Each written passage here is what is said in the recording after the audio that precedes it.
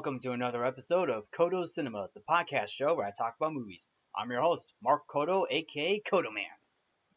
And for this episode of Codo Cinema, I'm going to be talking about another Disney movie, but this time this is going to be a live action Disney remake. I mean, how many live action remakes has Disney been doing? I mean, it's hard to say how much, but just recently, Disney just dropped another live action Disney remake. Although this one was dropped onto Disney Plus, which would be Peter Pan and Wendy. Now, now to get now to give in some background about Peter Pan and Wendy.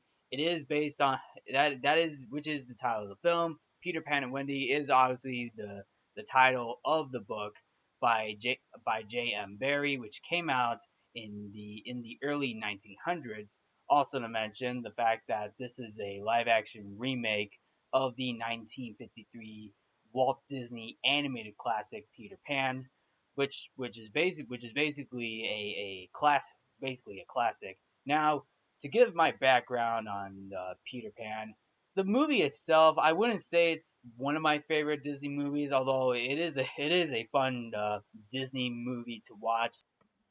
The original Peter Pan movie from Walt Disney Pictures, which came out in 1953, it's a fun movie to watch. Just to say this, I mean, like I said, it isn't a personal favorite of mine, but it is a fun movie to watch.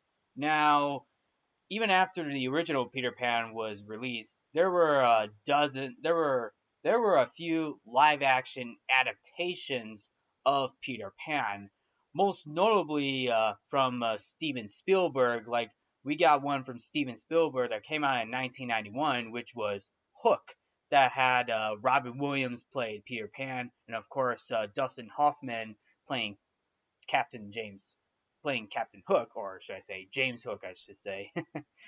But with that film, Hook, from director Steven Spielberg, that film has its own fair share of problems, but it's a fun film to watch too. Come on, you can't deny Steven Spielberg and Peter Pan. Like, what do you think? What do you expect when you put Steven Spielberg in the director's chair to direct a Peter Pan film? It's a fun ride. I will say this. And of course, you do have the 2003 version that has Jason Isaacs playing Captain Hook as well. I mean, I heard that film was pretty good too. Although I only seen bits and pieces of that film, but for what I heard about the 2003 Peter Pan film, that one's pretty good. Now, of course, they also have a Peter Pan prequel titled Pan, which had Hugh Jackman as Blackbeard. And then you also have another prequel that focuses on Tinkerbell, which is basically the Pixies of Pixie Hollow, I should say, which came out in the mid to late 2000s, and that was a franchise of its own too, by the way. The Tinkerbell and the Pixies of Pixie Hollow, or the Fairies of Pixie Hollow, I should say. That was his own thing too. So basically, yeah. Now years later, we get a live action remake from Disney, which is basically Peter Pan and Wendy. Now, I'm pretty sure a lot of people are getting tired of these live action Disney remakes, to be honest. And I'll be honest with you, I'm kind of in the middle of it. Like, to be honest with you, I'm kind of tuning out of these remakes. Now, not all of these Disney remakes are bad. Not all of them are bad. There are definitely some good exceptions out there, like Maleficent, Jungle Book, Cinderella, the Cruella de Vil film that came out in 2021. And there's probably a couple of others as well. And then, of course, you also have the live action remake of Pinocchio, which I also tackled before. And then, of course, the 2020 Mulan film, which also had a troubled production as well. But with Peter Pan and Wendy, a lot of people were split on this film. Like some people liked the film, some people did not like the film as much, and then there's like a middle portion where like, meh, it's okay. Now, I will say this: I didn't really hate the film as much. There were definitely parts of the film I didn't like as much, and then of course there were definitely a lot of deviations from the source material. Like the film does take different directions from that. The film goes into a different direction at times to like not stay close to the source material at times. Now this kind of caught me off guard during a couple of scenes, and I'm just wondering like, what the heck is this? What's going on? Why am I seeing this part? So yeah, but anyway, the film is directed by David Lowery, who, for those who may or may not know, David Lowery also helmed a live-action Disney remake before, and that is Pete's Dragon, which came out in 2016. To which I heard that film is also pretty good too. And then now he's directing the Peter Pan and Wendy film, and of course, the film has a cast which includes Jude Law, Alexander Maloney, Ever Anderson, Yara Shahidi, and of course Alan Tudyk, Molly Parker, and Jim Gaffigan. Now, casting wise, I mean the casting is not. I mean the casting choices are pretty solid. Although I feel like the acting portion is a bit all over the place in terms of the tone of the film, because spoil alert, the film is, in terms of how the film is put together, it is pretty dark. And I'm not talking about the tone, I am talking about the way of how they use the color grading and the lightning techniques. Because when you watch this film, if you ever get a chance to see this film, you'll notice right away during the first scene that it's pretty dark. That is pretty dark, and not like season 8 Game of Thrones dark. I am talking about like Disney pushing the darker tone on their live action remakes. Now, in my personal opinion, I mean, I don't really mind that, but the thing is, you gotta do it right. And unfortunately for Peter Pan and Wendy, they don't do the color grading and the lightning tech, and then the lightning right. And what I mean by the lightning, I'm talking about like, the camera lights and the production lights are shining upon the scene, like just to make it a little brighter. But this time around, they made it darker, to which I don't understand why. Some of the night scenes I can understand that because the opening scene of Peter Pan, and including the remake, the opening does take place during the nighttime in London, and it makes sense. And to be fair, it does make sense. But for the rest of the film, if you watch the rest of the film, the lightning and color grading does not work. I'm sorry to say this, it really doesn't work. Now, if there was a film that did it better from Disney, I say in my opinion would be Christopher Robin, because when I watched the movie Peter Pan and Wendy, particularly for the lightning and color grading, it reminded me of Christopher Robin, most notably during the second act when Christopher Robin, being played by Ewan McGregor, goes to 100 Acre Woods for the first time for the first time in forever. He enters the 100 Acre Woods, and the entire world that he used to go in as a child wasn't the same, because it looked pretty soulless and murky. And of course the color grading was also a little dark, including the lighting as well. In my opinion, that works because it represents Christopher Robin forgetting about his own childhood in the 100 Acre Woods, and I thought that made sense. Another example would be from the 2010 live action remake of Alice in Wonderland that Tim Burton also did, which also had a similar technique with the lightning and color grading. But what's different about that one was there was a little bit of color to it, not too much color, but it made sense because Alice, who is now an adult, went to Wonderland, Wonderland, and noticed that it's a lot different than what she remembered. and I thought that matched and I thought the whole color grading and the lighting technique worked for that. For Peter Pan and Wendy, not so much, and a lot of people pointing this out right away. Even from the first trailer, when the first trailer came out, a lot of people pointing out the whole lightning and color grading didn't was not up to par for this film. So yeah, that's what caught me off guard. Now now for the film itself, obviously the film does open up in London, just like the original, where Wendy Darling, this time being played by Ever Anderson. By the way, just go off topic. Spoiler alert for what I'm about to tell you. Spoiler alert because I'm breaking down this film right now. So just to let you all know. So the film opens up. So the film opens up in in London, where Wendy Darling is spending her last night at home with her parents, George and Mary, and their two younger brothers, John and Michael, before going to boarding school the next day. Now, the only difference in that film, between the remake and the original, is the fact that in the live action remake, Wendy is going to boarding school instead of, like, this is your last night in the nursery.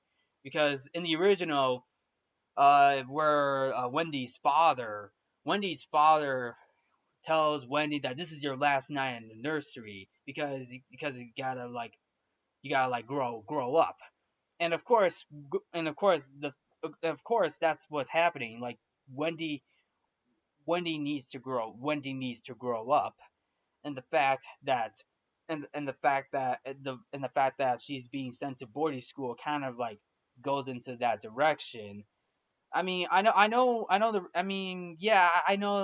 the original. I guess you can make the argument that the original didn't put into context to why she needs to grow up. But in this live action remake, yeah, they say they're sending her off to boarding school. Even when she has a conversation with her mom instead of her father, for some reason, because I don't understand why the father is not telling Wendy about the whole boarding school, like why you gotta grow up. Instead, this is from the mother's point of view this time around. So Wendy is unhappy with her departure and tells her mom that she does not want to grow up. And later that night, Peter Pan appears in the Darling's nursery, having heard of Wendy's wish, because Wendy made a wish. Her wish is to not grow up and go to boarding school. And of course, as I mentioned, this caught the attention of Peter Pan because Peter Pan heard her wish. Now I don't now because now I don't really remember. I don't remember how that worked in the original. Although the only thing I remember from the original is that when Wendy and her brothers are getting tucked into bed, Wendy tells her mom to not lock the window door because she thinks that Peter Pan might come back. And this was not mentioned in the live action remake, and that's basically it because Wendy made a wish, and of course Peter Pan and Tinkerbell show up out of nowhere. Because in the original Peter Pan showed up just to find his shadow, because his shadow ends up in a drawer, which the live action remake meant, to which the live action remake also threw that into the whole shadow, which I thought the shadow was actually the shadow portion of the Peter Pan shadow. I thought that was pretty funny too. I don't, why is that the why does Peter Pan's shadow, why is Peter Pan's shadow the only comedic thing in this film? I really don't really understand. But anyway, anyway, Peter Pan's being played by Alexander Maloney, and of course, his entrance. I will say this: his entrance to me, I didn't like his entrance as much because when he enters, he uses his sword to get the attention of Wendy and her brothers, I believe their names are John and Mike. I believe their names are John and which their names are John and Michael, and of course, I'm pretty sure one of them is wearing. I know one of them is wearing a top hat, and then the other one has a teddy bear in his hand.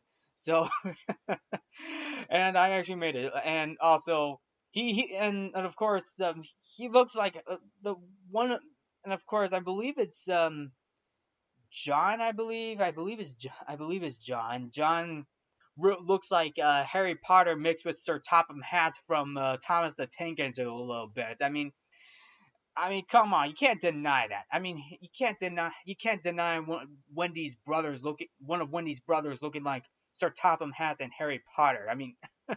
You can't deny that. But anyway, going back to Peter Pan, um, Peter Pan's entrance, I will say this, it felt pretty. It didn't.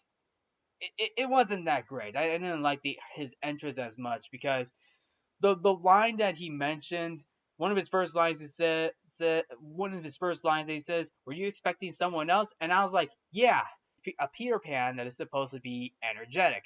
Because Peter Pan in this movie, he's not that energetic. At times he does feel energetic, but it comes out as soulless. I should say it comes out as soulless and bland, and it really doesn't do, and it doesn't really honor what the original Peter Pan was like, because the original Peter Pan was energetic, and he's supposed to represent, and he's basically like represents he represents a young boy who can fly and never grows up, to which what we got in the remake, but he isn't that he isn't spirited, and he isn't really that he doesn't have that much spirit inside him. Yeah, he is mischievous, but for the way how the film wrote for Peter Pan in the live action remake, not as much. Okay, okay. So and then you also got Tinkerbell. You also got Tinkerbell, to which in the original Tinkerbell and Wendy are rivals in the original, but in this film they turn out to be good friends. Like Tinkerbell and Wendy turn out to be good friends in this film, and so to yeah, yeah. So Tinkerbell and Wendy are pretty good friends. So then Wendy also fixes up Peter Pan's Peter Pan's shadow, and to also she accidentally stabs Peter Pan in the foot, and she tried to give it a kiss, but Peter Pan doesn't know what a kiss is. So the way how Wendy explains it, what a kiss is, she gives him a thimble, like one of those like thumb thimbles, for knitting, like one of those like silver thimbles that you put on your finger. That's like when you sew or knit. That's how Wendy explains what a kiss is to Peter Pan.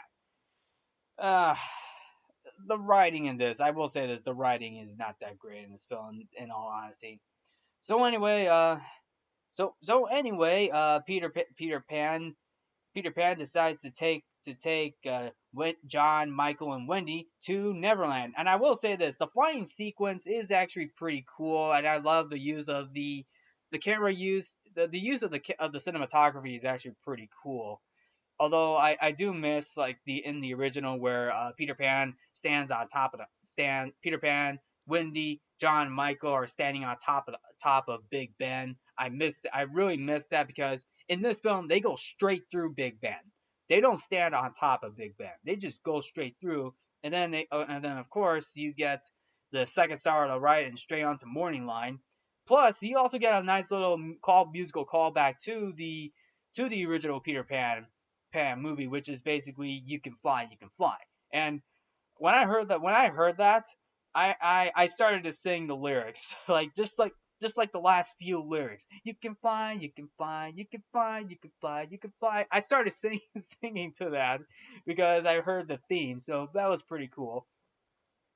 And then and then the way how they got to Neverland they just go through this, not just through the stars, but also through this weird portal that Wendy looks through, which almost resembles her reflection as an adult. But this time she goes through it, and somehow she's still flying. But this time she's flying over the water with Peter Pan, John, and Michael. And Neverland, I will say this: Neverland is basically an island, not like the whole island where it almost looks like a utopian like island. And when I mean like utopian like island, I'm not talking about I'm not referring to like like this. I'm not talking like futuristic. I'm talking about like from the original where it feels like where it feels beautiful. Like I see rainbows, I see mountains, snow, I see the Jolly Roger pirate ship, even a little bit of music. Heck, even sunshine,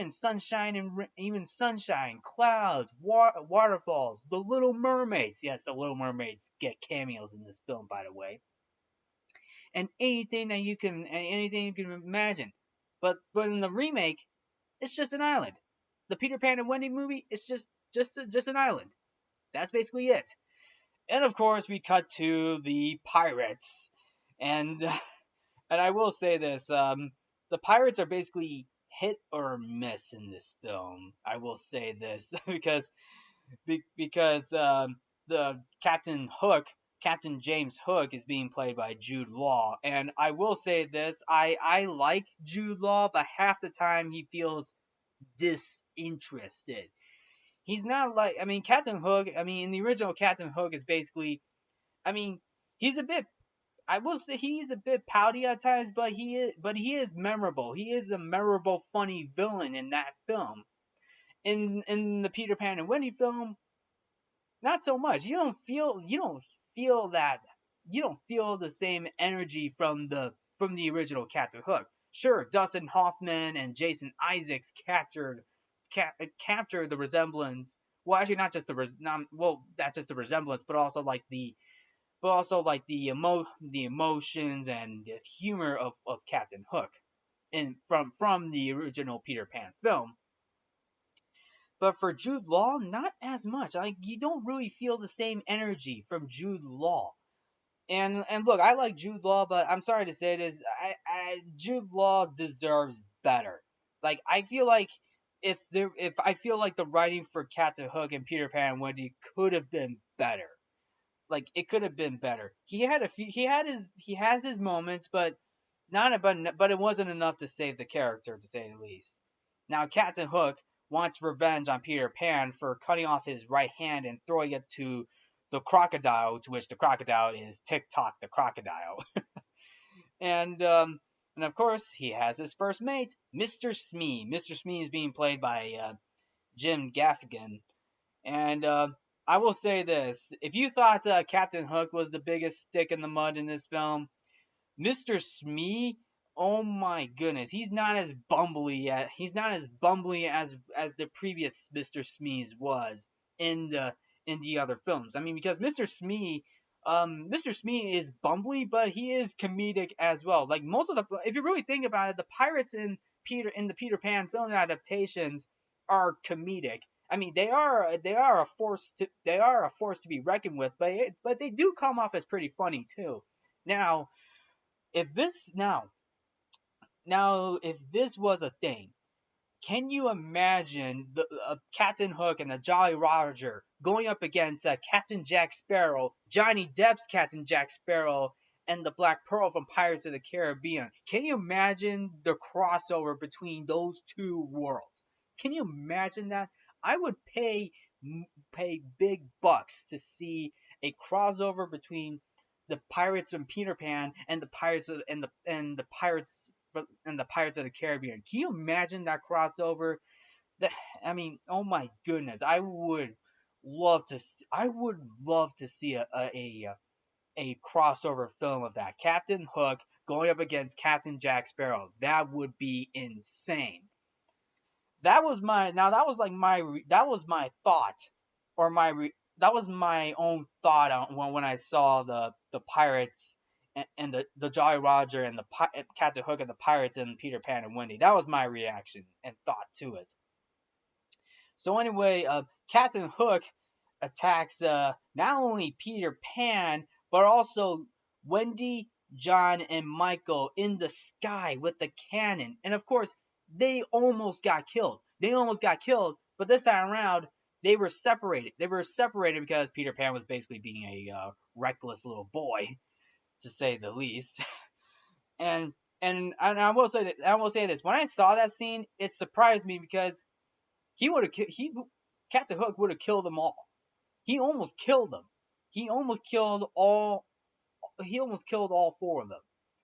And it's surprising to say because the next scene we see Wendy waking up on the other side of the island, which almost reminds me of the Wonder Woman film where Steve Trevor gets washed up. Well, not only washed up on shore, but being rescued by Wonder Woman.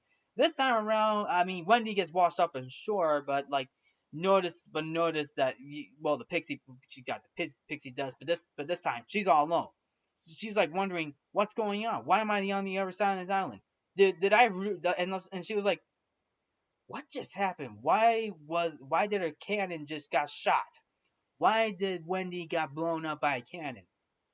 Well, because the Captain Hook wants to go after Peter Pan. So anyway, Wendy meets Tiger Lily and the Lost Boys, which I will say this, it feels retcon because now they got girls, now they also have lost girls, which was not a thing in the original Peter Pan. Now the explanation for this, and it is pretty it is a weird explanation to this, but it is true because there are to explain this, there are no lost girls because Peter Pan explains girls are far too clever to fall out of their prams, and that's the actual reason. That's the actual reason why there are no lost girls in for the Lost Boys because Peter Pan explains girls are far too clever to fall out of their prams. That's the actual explanation to why there are no lost girls in Neverland for the Lost Boys. And now that feels completely retcon. Even Wendy herself was like, but you're not all boys. And one of the girls was like, so? Oh my goodness. Like, it's like the whoever wrote this, it's like the writers didn't even understand the explanation to why there are no lost girls. If they want to be reasonable with it, they should have said lost children. It should have been the lost children if they were gonna add the lost girls. If it was lost children, then I probably would have understood it. That probably would have made sense. That would make sense. But now the Lost Boys seems retcon now. Probably one of the biggest mistakes Disney has made right now after making this film. They just retconned the Lost Boys now. So there you have it. Of course, as I mentioned, Wendy meets Tiger Lily because I don't know why it was written like that, to be honest. So so I'm just gonna call the Lost Boys the Lost Children just to stay on track. The Lost Children and Tiger Lily witness the pirates capturing John and Michael. Captain Hook and his crew. Captain Hook tortures John and Michael for a little bit, and of course, this was never explained. They were given rules in Neverland. Is one of them being don't mention Peter Pan's name, and of course, no clocks because the reason why, if you know the reasoning behind the clocks, dun dun dun dun dun dun dun dun dun dun, tick tock tick tock. That's right, tick tock the crocodile, because TikTok the crocodile has a clock inside it. He ate a clock along with Captain Hook's hand. So, yeah. Oh, by the way, for a split second, you see like different jars of hands, or at least one hand for a split second inside a jar that Captain Hook has. That almost looks like he has as a trophy of some sort, which also explains. Was that his actual hand, or does that feel completely retcon? Because if it's so, How did Captain Hook get the hand out of the crocodile? How is that possible? To which I don't really understand that. So anyway,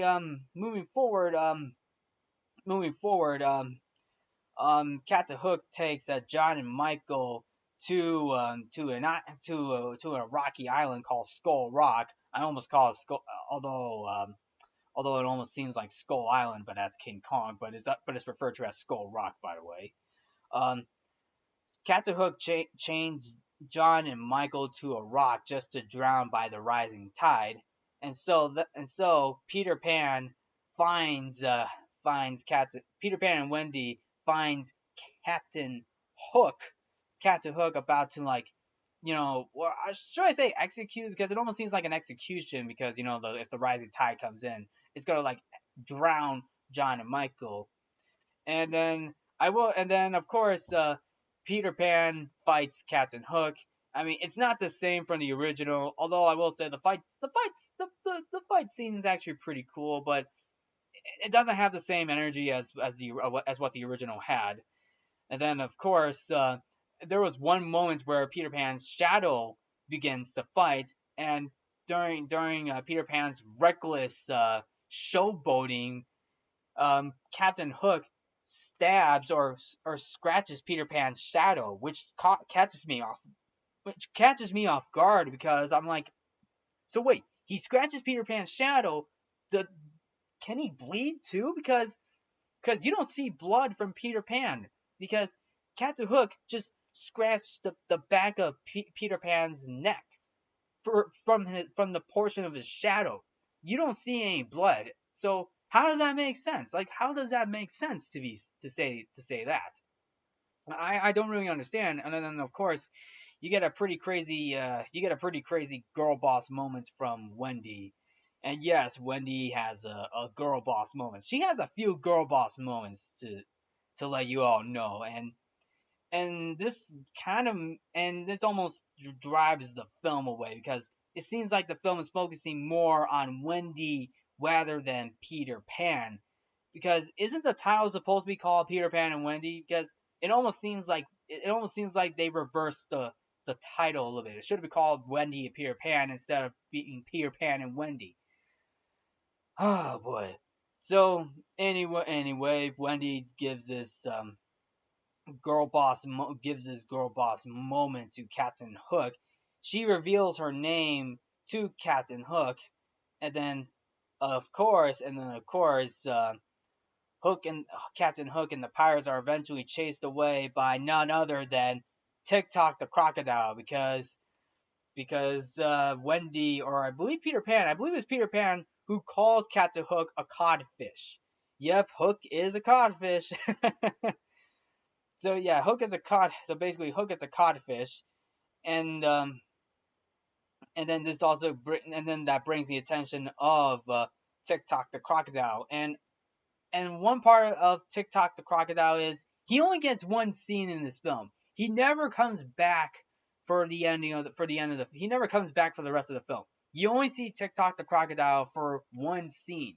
And that's another thing I didn't like about this film, is that TikTok the crocodile only gets one scene, which is a real shame, because TikTok the crocodile played a huge part in the original Peter Pan, and in my opinion, TikTok the crocodile is a bit of a stalker, because of the fact that Peter Pan fed Captain Hook's hand to the crocodile, and then whenever Captain Hook sees the crocodile, he always screams, "Smee! Smee!" Oh man, that's one of the more memorable parts of Captain Hook from the original. Like, he screams Smee's name because he sees the crocodile. He's scared. He's afraid of TikTok the crocodile. But sad to say this, we don't see TikTok the crocodile for the rest of the movie, which is a wasted opportunity, because I would have loved to see more of TikTok the crocodile. Ay ay ay. So anyway, as always, Peter Pan wins the fight against Captain Hook, but Wendy scolds him for being reckless. And another thing that caught my attention is Wendy slaps Peter Pan, and I'm just like, girl, why did you slap Peter Pan? Yeah, I know Peter Pan was being reckless, but you didn't have to slap him like that. I mean, I didn't see Wendy in the original Peter Pan movie slapping Peter Pan. I mean, he rescued Tiger Lily. He rescued Tiger Lily in the original Peter Pan, but this time around, Tiger Lily is actually a part of the lost children. Well, for a while to say. And yeah. So and then of course, the lost children tells of Wendy that he has a complicated history with Captain Hook, because it turns out Captain Hook and Peter Pan were used to be best friends, but we later learn more from the perspective of Captain Hook of what went down. So going back to Peter Pan's hideout, Wendy sings a lullaby to the children, which accidentally reveals the location to the pirates, to which that's how the original that happened in the original Peter Pan. Wendy learns from Peter that Captain Hook was once uh, his best friend known as James. So yeah, James Hook, until he left Neverland and grew up to be a pirate. I feel like that's almost a reference to the Pan film that came out in 2015, I believe. I never saw that film, but I feel like that's almost a reference to it. So, so yeah. In case you all are probably wondering, the chemistry between Wendy and Peter Pan is not that great. The chemistry between the two characters is not great. Like it's just Peter Pan feels so he feels remorseful and soulless. Like he's not the same happy go lucky egotistical flying boy that he is in this film. He's just hopeless in this film. Like he doesn't yeah, at times he is that energetic, happy go lucky, egotistical flying boy, but not as much as in this film. Because of the fact that we get this reveal that Peter Pan used to be friends with Captain Hook, which, as I mentioned, could be a reference to the Pan film. But how does that make sense? I mean, how does that make sense? Wasn't isn't Peter Pan and Captain Hook aren't the two enemies? You know, fighting each other, giving them the banter. The banter was missing. Like I feel like the banter between Peter Pan and Captain Hook that was missing. That was literally missing throughout this entire film is the banter, the insults, the jokes. That's probably what made the two iconic characters. Peter Pan and Captain Hook are some of the most iconic characters, not just from the entire Peter Pan source material, but also from Disney as well. So anyway, Captain Hook captures the lost children, or lost boys, or the lost children, and of course the darling children, and then Captain Hook attacks Peter Pan, which results in seemingly falling to his death. Yes, Peter Pan falls to his death because Captain Hook slices Peter Pan's chest, and Peter Pan goes off with this quote. This is not this a quote some kind of quote that's like, this is not a fun adventure. He falls like a few stories from he falls from a few stories and lands on the ground. And Tinkerbell, I will say this, I feel like Tinkerbell is useless in this film. I'm sorry to say this, but Tinkerbell is useless in this film. She I mean, yeah, she does pick up some good fights, but she is useless in this film.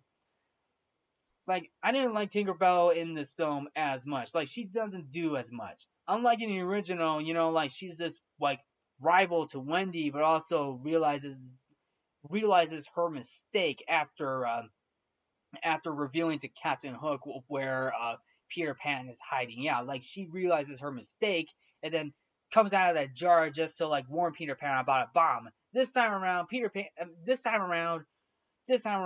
gets killed, gets seemingly killed, and Tinkerbell gets captured by Captain Hook. And also another thing about Captain Hook is he wears a black jacket, or a black or blue jacket, for the first half of the film, and then the next shot after he walks out of the room on the top floor after he seemingly kills Peter Pan, he's got a red coat. like I'm just sitting there watching this scene. I went back to the scene and I'm just like, did they did he switch coats? Did his coat magically change from blue or black or blue to red? How does that make sense? That's a continuity error. Like I this is a continuity error. Like what's with Captain Hook's coat being switched? Like was it just one coat? Were there two coats? I don't really understand. I really don't understand. Like like did that red coat represents the blood the blood that Peter Pan is dead? The blood that he has on his hands right now? Does Captain Hook have blood on his hands right now? Which kind of resembles the red coat? Is that what the film is trying to say? I don't understand. That doesn't make sense at all. So anyway, we get the next scene. We get the next scene where of where Wendy has this conversation with Captain Hook, and I will say this: I feel like it's one of those moments where you kind of like get a feeling for Captain Hook, like Captain Hook, like the reason being that Captain Hook was Captain Hook left Neverland was because he missed his mother and wanted to find her. Because Captain Hook has a soft spot for his mom, and you know what? I can come around to that. Like, yeah, because the fact that Captain Hook hears the lullaby that Wendy sings. That was a moment right there. But unfortunately, that gets cut off pretty quick. Eventually, this also reveals that Captain Hook was lost at sea and was rescued by Smee and the pirates, who raised him and became one of their own. And when he returned to Neverland, Peter could not accept how much he has changed, and the two became enemies. So that's the reason behind it, Peter because Peter did not accept how much Captain Hook has changed. Now I thought the entire reason was just because Peter Pan just fed Captain Hook's hand to the crocodile. I thought that was the entire reason, but I guess that's no more. I guess I feel like the one Tinkerbell film, the Pirate Fairy, that had a Captain Hook in it, to which Tom Hiddleston voiced. I feel like that had more. I feel like that had more. That had more character development than what the Peter Pan and Wendy film had, in my opinion. So anyway, Peter Pan is rescued by Tiger Lily because Peter Pan's shadow goes to Tiger Lily's tribe, and Tiger Lily nurses him back to health. And then Captain Hook forces Wendy to walk the plank. There you have it. You get the walk the plank scene, but you get the whole no splash part, and I will say this: it does get a little funny too. Like you don't hear a splash. Like there's no splash. Captain, no splash. Like no splash. I mean, there's no splash. Of course, of course, the only difference is Wendy flies instead of being rescued by Peter Pan. I guess Disney wrote that. I guess whoever wrote it, I guess Disney thought Wendy should not be rescued by Peter Pan because Peter Pan's a boy, but the whole identity politic thing that women should not be rescued by a man. I guess that's the whole bread and butter of the new Disney film logic of some sorts. But so anyway, Wendy she's overpowered, man. She is an overpowered girl now. And she flies away with Tinkerbell's pixie dust and the happy thoughts that she has of wanting to grow up. Tinkerbell then spreads pixie dust across the ship to lift it up in the air, and that's actually a pretty cool moment too. I like how like Tinkerbell uses the magic fairy dust to lift the Jolly Roger into the air. That's actually pretty cool. And then Peter arrives to confront Captain Hook, and I also like the shot. I also like the shot where Peter Pan uses his sword and slides down the sail to get onto the ship. I thought that was pretty cool too.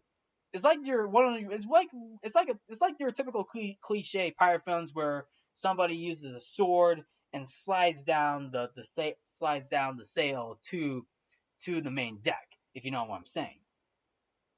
So Peter Pan and Captain Hook can fight in a very long duel, and he tries to apologize to Captain Hook for being a bad friend. And this moment, this moment, I feel like ruined the film for me. This moment ruined the film. Like he apologizes to Captain Hook, like instead of like the villain getting what he deserves. Like in the original, like after Peter Pan fights Captain Hook, I guess you could say that's kind of like setting him free a bit. But at the end, he almost kills Peter Pan and like falls down, getting chased by the crocodile. We don't see that in this remake.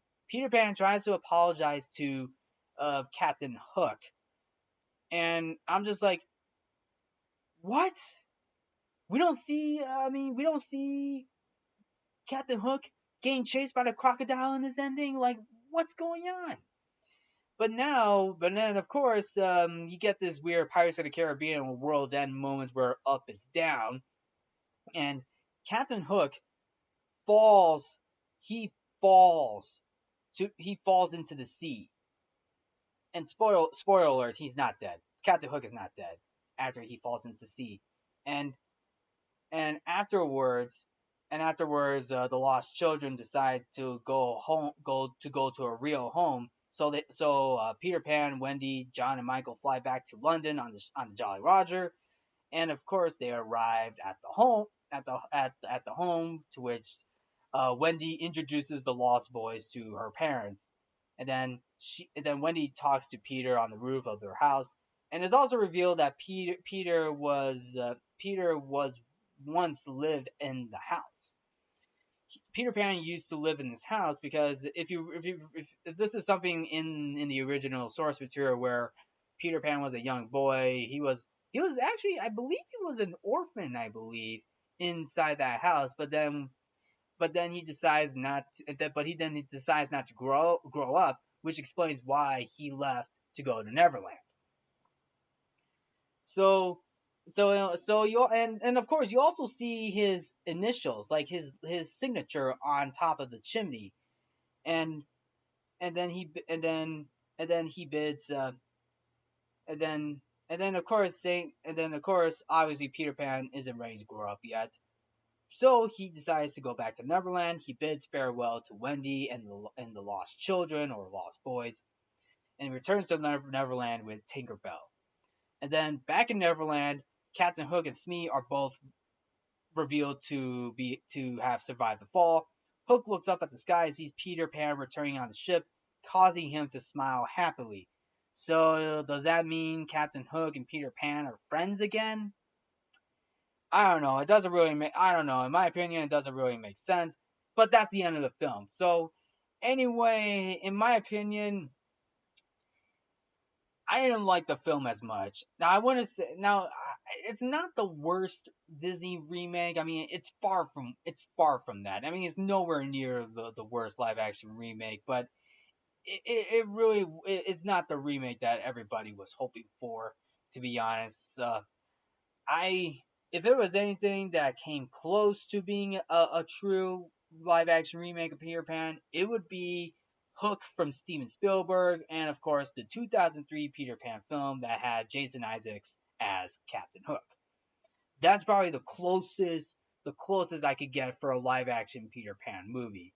Now I will say this, and I will say this. They gave Wendy too much. I love the child. Now, respect to the child actress, Ever Anderson. I feel like she did a good job on what she was given, but the way of how it was written, the writers gave Wendy too much. Like she was more of a focus in that film than Peter Pan. In all honesty, Captain Hook, I feel like Captain Hook could have been more energetic and fun, they made him soulless. They made Captain Hook soulless in that film too. I mean, first of all, props to Jude Law. I mean, Jude Law did the best what he can, but it wasn't the role for him. It wasn't really the role for Jude Law. The other child actors, I mean, I can't blame the casting in this film. I mean, the casting did good of what they were given, but at the end of the day, really, it wasn't that this film wasn't as strong. The casting, I guess, the casting did good of what they were given, but it wasn't there. The magic for this film was not there. The magic for Peter Pan and Wendy was not there, and I understand that the film may have its defenders, but in my opinion, Peter Pan and Wendy is just another live action Disney remake that is just not that good, in my opinion. So anyway, that's basically my take on the film. What did you all think of Peter Pan and Wendy? Did you like the film? Did you not like the film? Did you thought the film was okay, to say the least? I mean, I would like to hear your thoughts about this film. So let me know your thoughts.